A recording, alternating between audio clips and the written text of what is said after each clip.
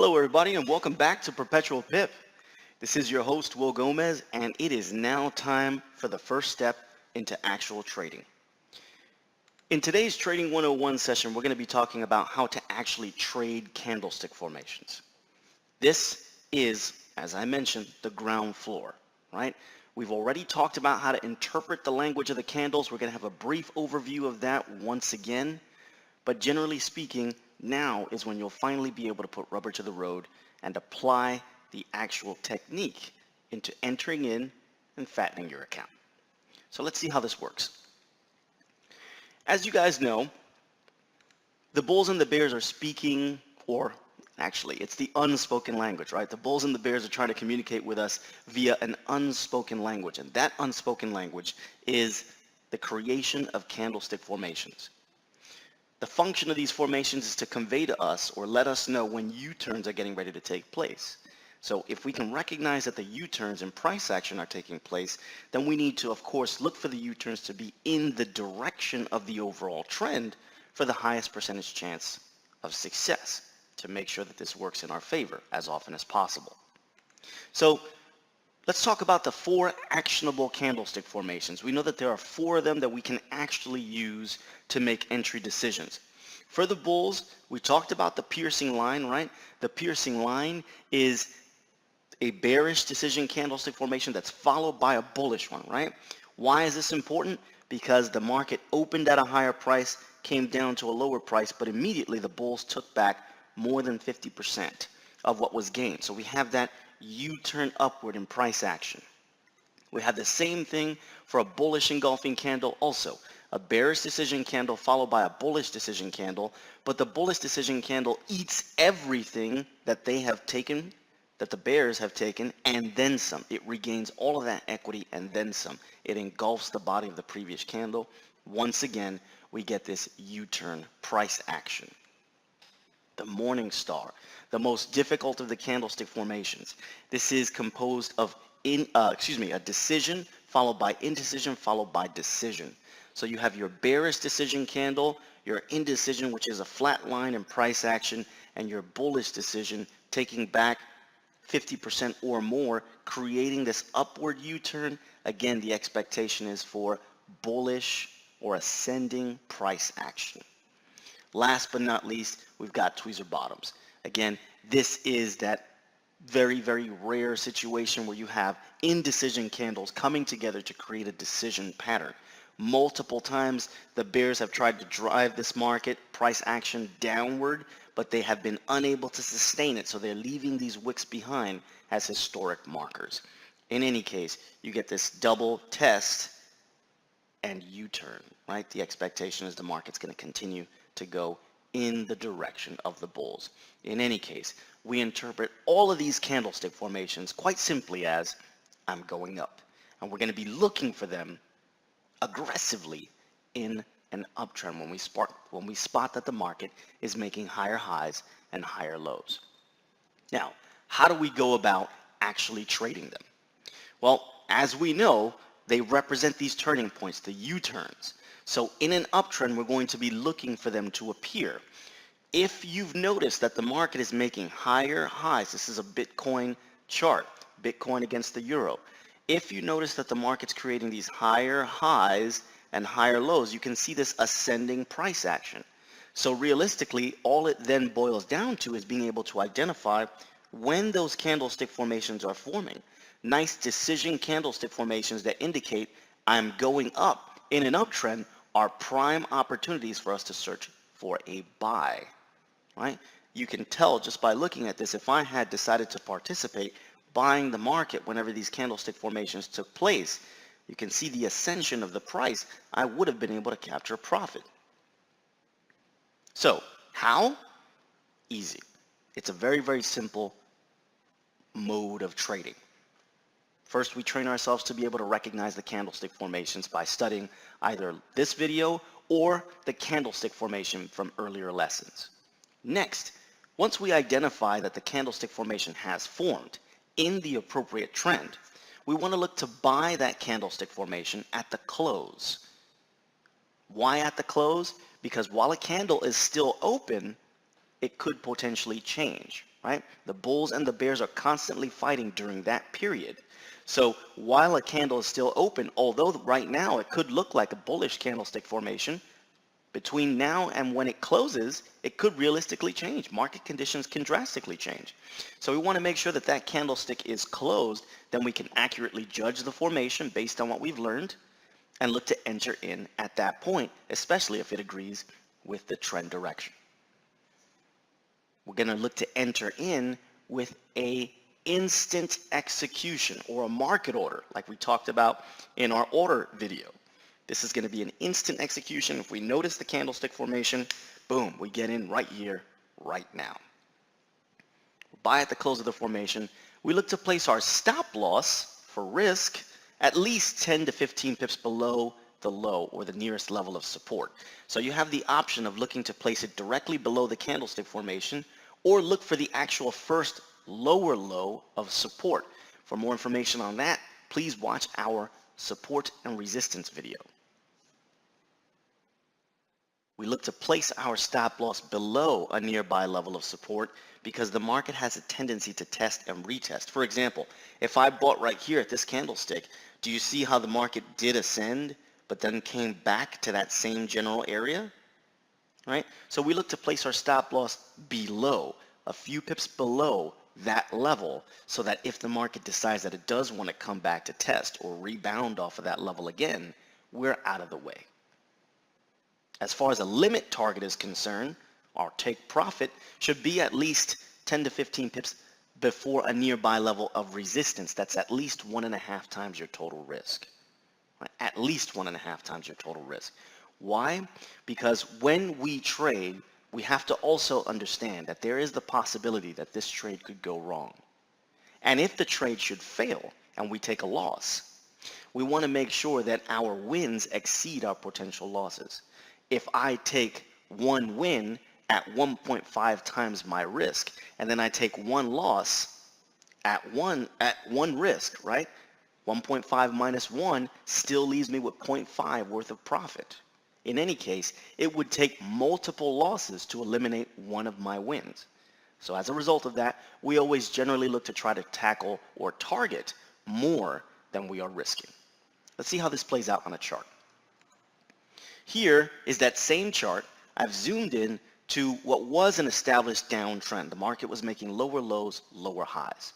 Now, if you've watched the other videos, you understand, especially the reversal pattern, you understand that when the market breaks a trend line, the break of the trend line is the first sign of a potential reversal or change in direction.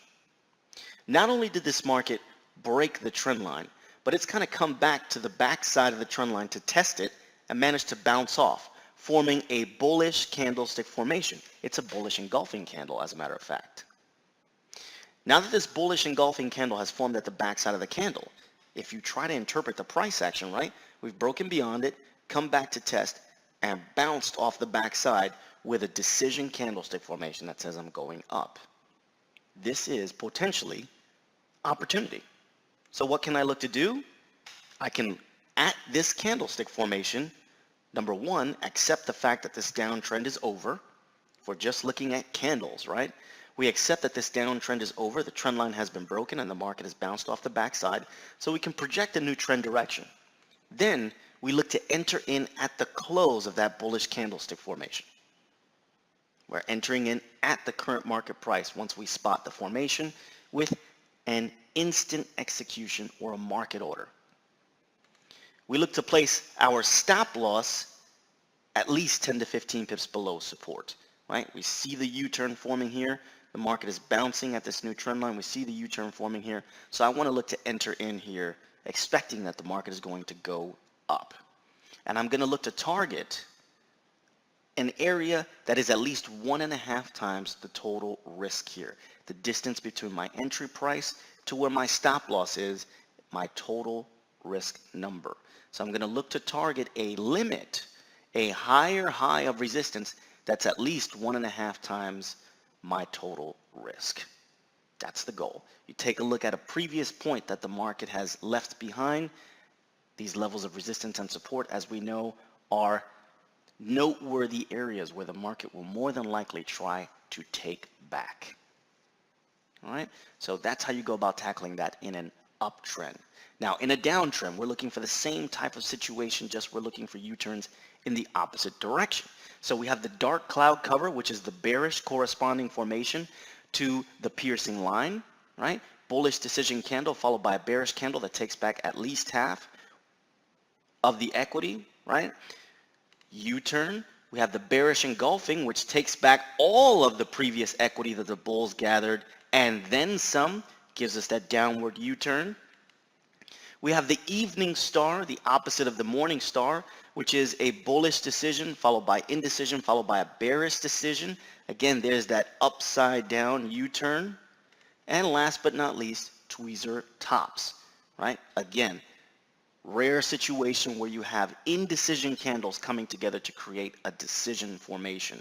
So you have long wicks to the north, which carry a very bearish connotation because the bulls tried to force the market multiple times to a higher price, but were unable to sustain that price action. They got slapped back down by the bears. So we have this downward U-turn that's being created. A test, test, fail. Okay? So in any case, we're simply going to interpret this regardless of the names. Remembering all the names, all the nomenclature is not really that important. What is important is that you can recognize the price action that's being created here.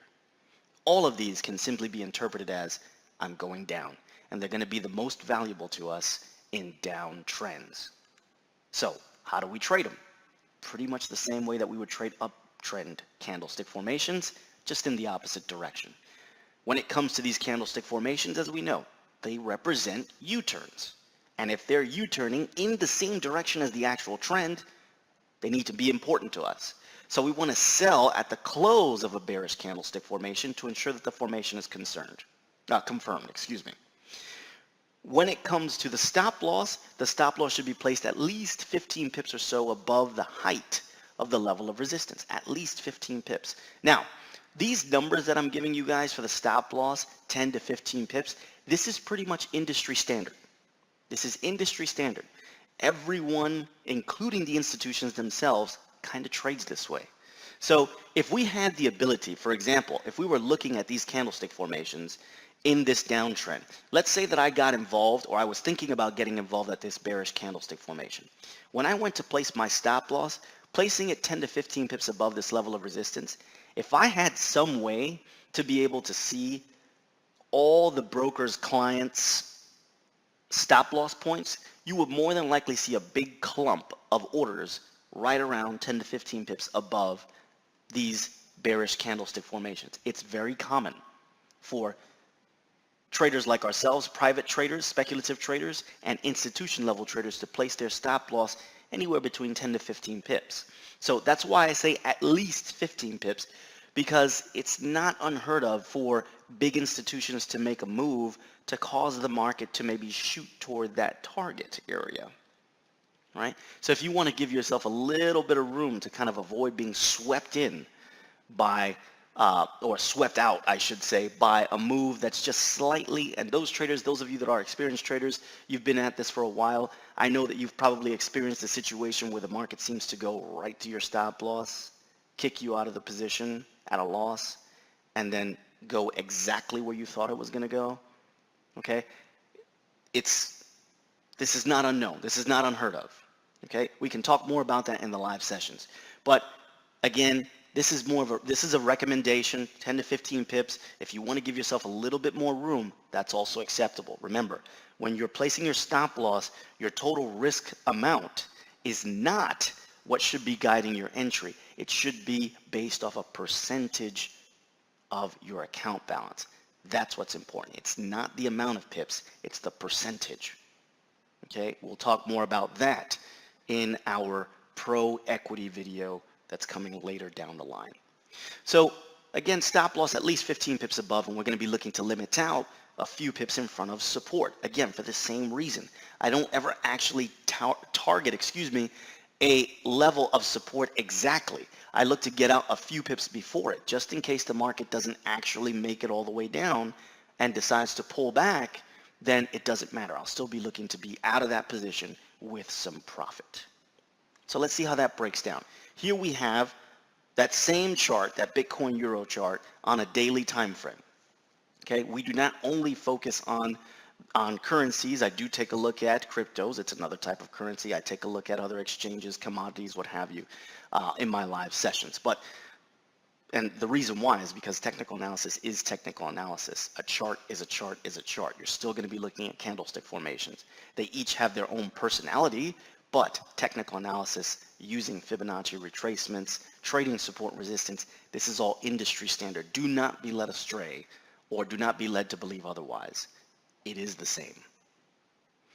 When we take a look at this, we have the market here making lower lows, lower highs. This is after the peak, right? After the peak from Bitcoin when everybody first started gaining real strong interest in Bitcoin, and then we had the market turn around, start making lower lows, lower highs. So if we had the chance to watch, right, maybe we were watching the buy and we had an up AB boundary, who knows, and we've noticed that the market now, though, consistently has made lower highs and lower lows. So we have an established downtrend. Not only did the uptrend get broken, but we have the market consistently making lower lows, lower highs. So if that's what you were waiting for, not just the candlestick formations to jump in willy-nilly, but you notice that the market has tested the trend line and reacted off of it multiple times, all we've been waiting for then now is, okay, well, now it's getting ready to give me another candlestick formation. When's my chance to participate? Right? So the market once again comes back to the trend line to test and forms a bearish candlestick formation. So just like we would when we spot a bullish candlestick formation in an uptrend, when we spot a bearish candlestick formation in a downtrend, that's a sell signal. Time to get in. So I would look to enter in at the close of that candlestick formation. My stop loss should be placed above the U-turn at least. So you can look to place your stop loss 10 to 15 pips above the actual formation level of resistance, or formation high, I should say. It's not an actual level of resistance because you need to have an appropriate fractal high, as we discussed in our previous video, 2 to the left and right of the candle. But you can place a very, very tight. This is one of the options that trading candlestick formations offers you. You can look to go either directly above or below, in the case of an uptrend, of the formation for your stop loss, or you can actually look for the first higher high, lower low of resistance or support respectively. Okay? The tightest way, the most aggressive way to trade it is this way. Now I will say though that when you place your stop loss nice and tight, you're not giving the market as much room as it needs to be able to breathe, to be able to test or retest. So perhaps finding the nearest level of resistance, the nearest level of support might be your best course of action, but it's going to depend on you as a trader. It's going to depend on what session you're looking at. For example, the European session is that's where the most volume is. You have the largest amount of traders trading at the same time. So it might be a little bit more reasonable to trade with a tight stop loss there because the market has a tendency to push that much more aggressively toward its goal during those hours than other hours like the Asia session, where you have the smallest amount of traders trading, and so the market is a bit more erratic, indecisive. Okay, that might need a little bit more room to retrace, etc. So something for you to consider. Again, we can talk more about that during the live sessions. When you see the candlestick formation, you look to enter in at the current market price, place the stop loss 10 to 15 pips at least above the formation high or the level of resistance, nearest level of resistance, and we're going to assess the risk, the distance between the entry price and the stop loss. Once we know what the risk is, we're going to look to target a previous lower low of support. That is at least 1.5 times the total risk. 1.5 to 2 times, right, for best results. Again, the overall goal is we understand that, yes, we never get in with the goal of losing. We get in trying to win all the time, but at some point we are going to take some losses. So what we want to do is we always want to trade in such a way that we're risking a little and going after a lot, so it takes multiple losses to take out one of our wins. Thanks again for joining me, guys. This has been our brief discussion on how to trade candlestick formations. Hopefully you enjoyed what you learned and you got a lot of information out of this. If you have any questions, comments, or concerns, please indicate them to me directly, will@perpetualpip.com or perpetualpip@gmail.com. If you're wanting to test out your strategy or join us and see how it gets done live, feel free to join us with our live market sessions during the European active zone. And stay tuned for our next video. We're going to be talking about how to trade Fibonacci retracements. All right, so I'll see you on our next video. Be sure to like and subscribe and create an account on forextips.com for more free content. Take care. This has been Will Gomez.